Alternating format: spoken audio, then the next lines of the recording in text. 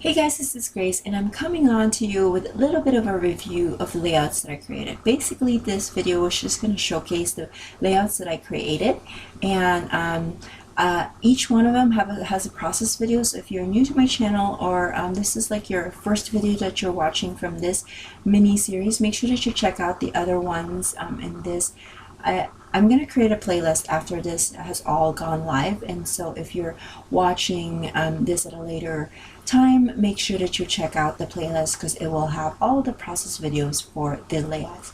And I'm just showing you the finished layouts, and it just kind of in order here. This is my last layout.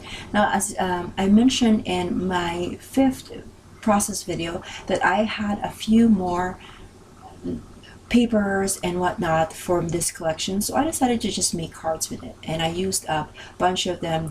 I didn't go with any kind of sketch or whatever, I just used whatever I had. And so basically the papers that I had left over was the driving force for my particular for what was how I designed the cards. Now these are what was left over. The pattern papers, I think especially the 3x4 I will keep, but the sticker sheet, just because it's not sticking or I had problems with it, I'm gonna throw that in the trash.